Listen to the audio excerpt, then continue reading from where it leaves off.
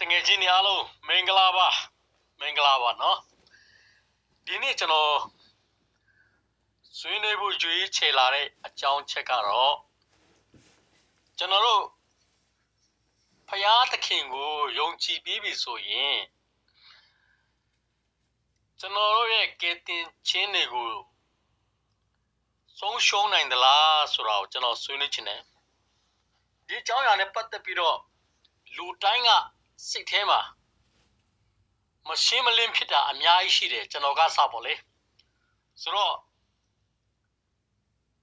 ကျွန်တော်ကြမ်းပိုက်လေးနဲ့ထောက်ပြသွားမယ်ဘာဖြစ်လို့လဲဆိုတော့ဒီအကြောင်းအရာပြီးပြီဆိုရင်နောက်မှာဖယားသခင်ဤဂျေဇုတော်ကြောင့်ရတဲ့ကျွန်တော်တို့ရဲ့ကောင်းကြီးတွေကိုကျွန်တော်အချိန်ရရတယ်လို့ဖယားဖော်ပြတဲ့အတိုင်းဆက်လက်ပြီးတော့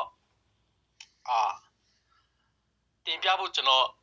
ရှိပါတယ်ဒါပေမဲ့အဲ့ဒါလေးမစခင်မှာအခု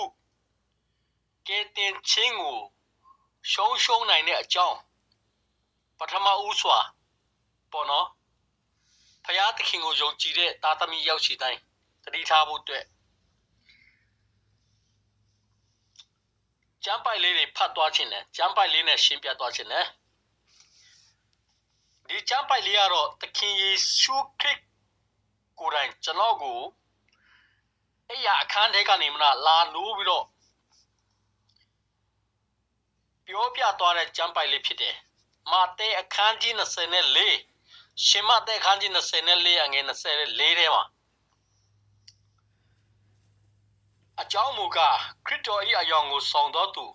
မိစ္ဆာပရောဖက်တို့သည်ပေါ်လာ၍ရွေးချယ်တော်သူတို့ကိုပင်လျင်လက်ဖြားနိုင်လျင်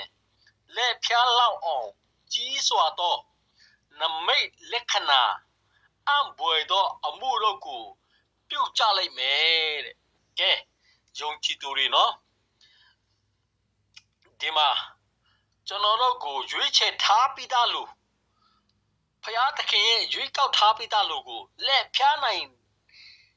တဲ့ဆိုရင်လက်ဖြားဖို့အတွက်ကြီးမားတဲ့နမိတ်လက္ခဏာတွေပြမယ်လို့ပြောတယ်နော်ဆိုတော့ခရိယန်တွေကျွန်တော်တို့တတိကြီးထားဖို့လိုတယ်ပြီးတော့နောက်ကျမ်းပိုက်တစ်ချက်ကိုကျွန်တော်ဖတ်သွားခြင်းတယ်အဲ့ဒီကျမ်းပိုက်လေးကတိမောသေဩဝါဒစာ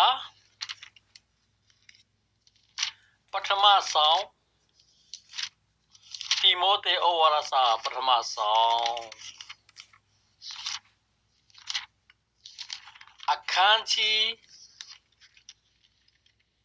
9အငယ်6ကိုကျွန်တော်ဖတ်ပြသွားခြင်းတယ်အခန်းကြီး9အငယ်6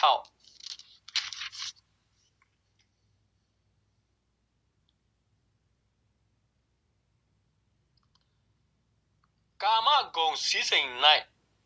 ပျော်မွေ့သောမုတ်ဆိုးမမူကား